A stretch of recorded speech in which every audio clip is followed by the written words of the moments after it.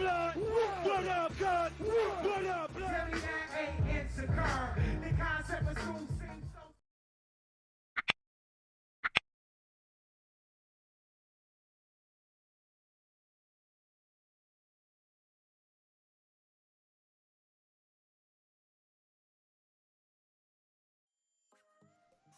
50 Cent and Heineken Heatwave 2003.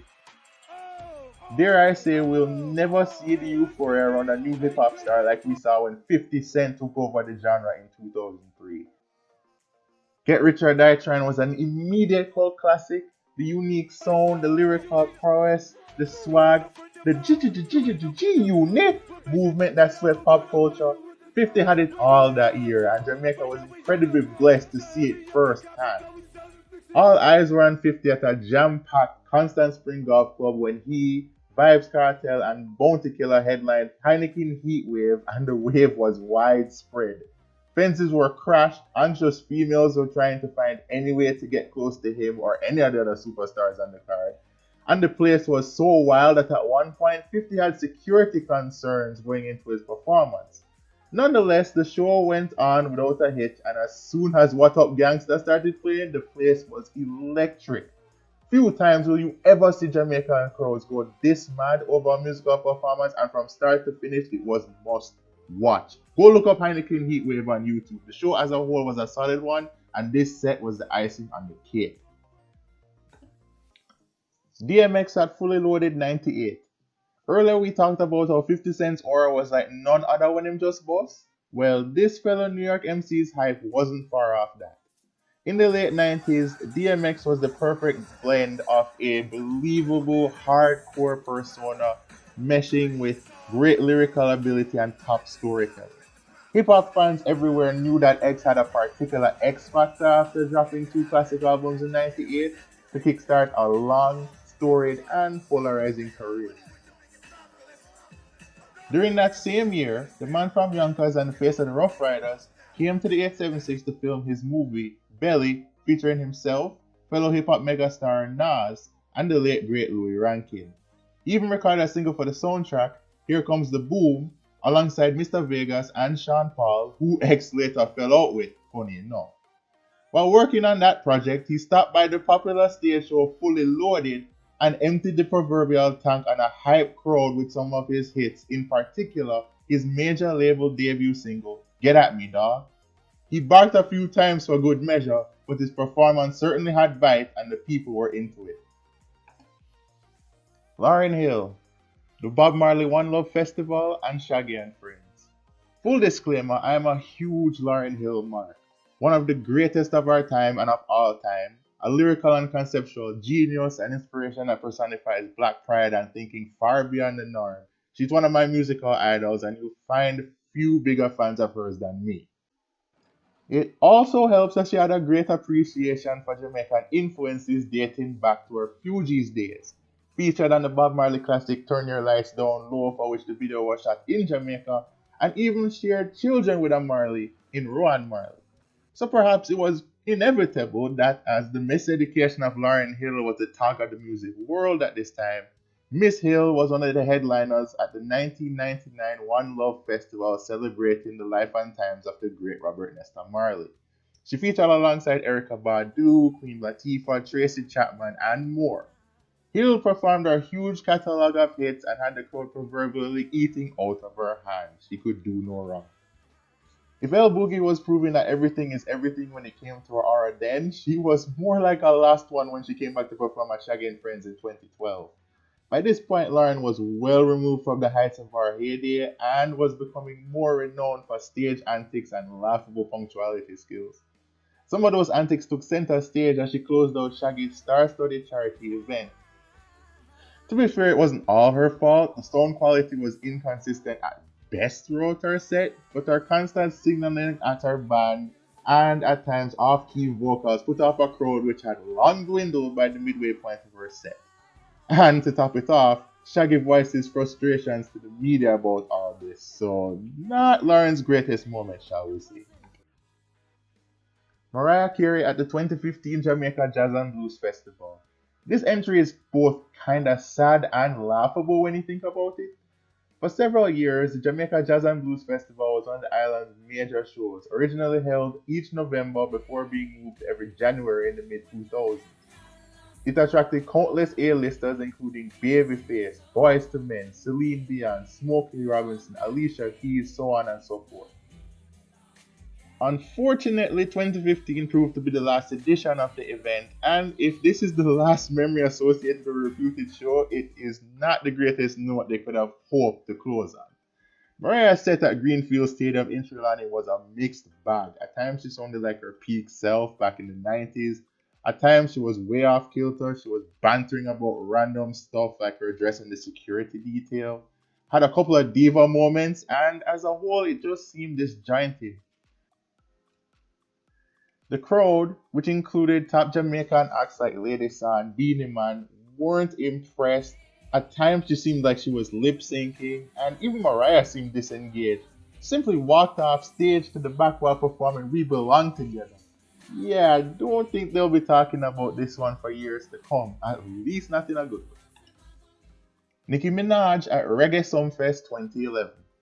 The real life Barbie and product of Port of Spain, Trinidad, was captivating the masses with her peachy form on the mic, merging sex symbolism with over the top expressions and lyrical delivery.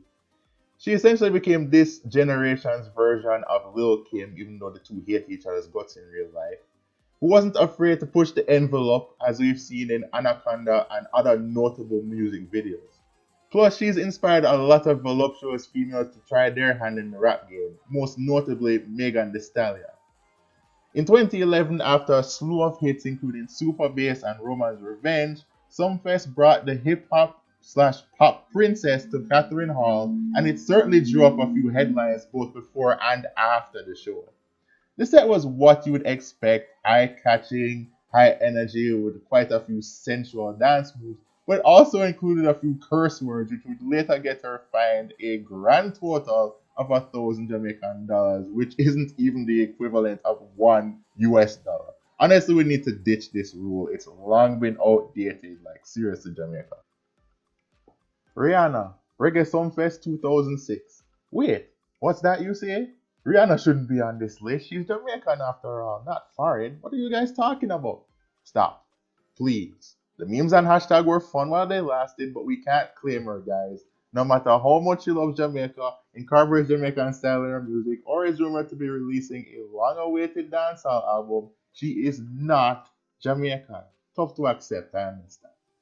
Jamaica's had a love affair somewhat with the Barbadian megastar since she debuted in the mid 2000s, and it was at Reggae Sumfest where we got to see that love firsthand. To be honest, you could see the youthfulness in her set. She was 18 when she did this show, and she didn't look as confident or aware on stage as she's become in her later years, but it was a decent showing nonetheless. She also performed alongside Elephant Man, who, to his credit, was sort of the main man to call when a lot of these major international stars of that era came to JA to perform. We really don't talk enough about how much of a crossover success Ellie is, by the way. But yeah, here's a snippet from Rihanna's Sumfest show. Beyonce, Reggae Sumfest 2003. Back when Queen Bey started to follow her own destiny after standing out in Destiny's Child all those years. After carving out a highly successful R&B group with Kelly Rowland and Michelle Williams, Beyoncé started to branch out into solo stardom and found chart-topping successes pretty early on with her solo debut Dangerously in Love. One of them was alongside peak Sean Paul for the smash hit Baby Boy, which got everybody up in a frenzy, except for Jay-Z, who can forget the incriminating look he shot at Sean when they performed that song together once. Anyway, she was red hot by the summer of 2003 when another of her smash hits, Crazy in Love, was doing the rounds, and Reggae Sumfest, back when they could afford these sort of names every year, jumped in on the hype. She also performed alongside her Destiny's Child mates and was on stage with Sean Paul as they performed Baby Boy. And overall, the performances got rave reviews. Beyonce actually did pretty well for herself in this occasion.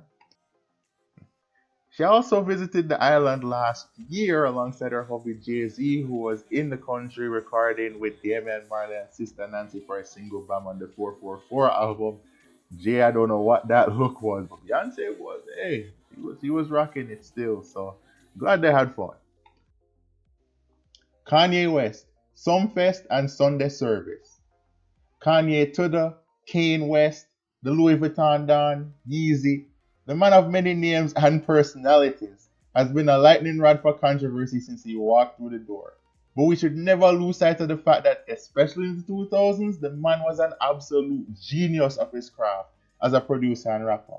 The chart toppers, the Grammys, everything he did, he earned because he was a man and a visionary well ahead of his time.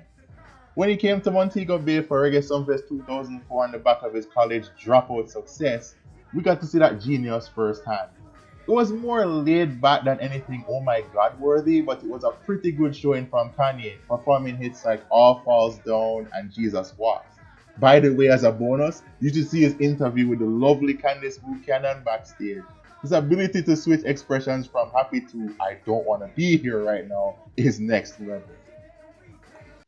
Fast forward to 2019, and it looked like Kanye went from Jesus Walks to Walking with the Lord for real. Jesus tapped into his inner spiritual traits, which he did show to some degree during his best years, to be fair, as he released his first gospel album, Jesus is King. While promoting the album, Kanye and his Sunday service choir held a surprise concert at Emancipation Park. It got mixed reviews, partly because people were suspecting if the whole thing was a publicity stunt to begin with, but nonetheless, the people came out in droves, including celebrities like Spice, Naomi Cohen, and others, to really see if the man now wearing the Make America Great Again hats was capping or truly tipping his cap to the man upstairs. Another notable name to perform in Jamaica twice, Senegalese American singer and rapper Akon, was the talk of the music world thanks to his platinum selling debut album Trouble in 2004. From Locked Up, They Won't Let Me Out, to Ghetto, to Lonely with those mesmerizing piano chords, he was a must add for Sumfest organizers in 2005 at a show that also featured former American Idol winner Fantasia and the Princess of Crunk and B, Ciara. Some of his organizers clearly loved this performance enough at that edition of the show to bring him back in 2008. After his second album, the triple platinum selling Convicted, gave us more of the hits including Mama Africa and Don't Matter. On both occasions at Catherine Hall, Akon decided to go full mosh pit with the fans, crowd surfing and integrating with the fans as he reeled off the hits with aplomb. A true man of the people, we should say. And last but not least, Chris Brown, 2008 and 2010. And finally, it's the man who I jokingly used to call my cousin since we share the same last name. Chris Breezy, pre that awful incident with Rihanna in 2009, was Michael Jackson reincarnated, no doubt about it. The elite level dance moves, an angelic voice that would literally leave women fainting, top of the line stage savvy, everything, and I mean everything, was in place for him to be MJ's successor. And while his career since has been great, there's still that bit of what if that surrounds him if he never put his hand on his then girlfriend. Most people remember him gully creeping with Elephant Man and fellow R&B heartthrob Usher at Reggae Sumfest in 2010, but it was 2008 when he actually made his Jamaica debut, making a surprise guest appearance alongside Elephant Man at a Bob Marley tribute concert in St. Anne, putting on an effective cameo, singing some of his hits a cappella and dancing off with the energy gun. His Sumfest set in 2010 was interesting, in part to see how the crowd would react to him after the PR nightmare he was caught up in a year prior. The answer? Like, not a damn thing happened. Screaming girls everywhere, lots of screaming, and a crowd that simply couldn't get enough of the once golden boy. It really was a stark reminder of just the awesome talent that this man was, and he was nearly brought back to Sumfest in 2015 as well, but that fell through due to a clash of tour dates as he was meant to be in Australia during that time period. Let us know what you think in the comments below. Like, share, and subscribe to our channel Original Jamaican, and we'll see you next time.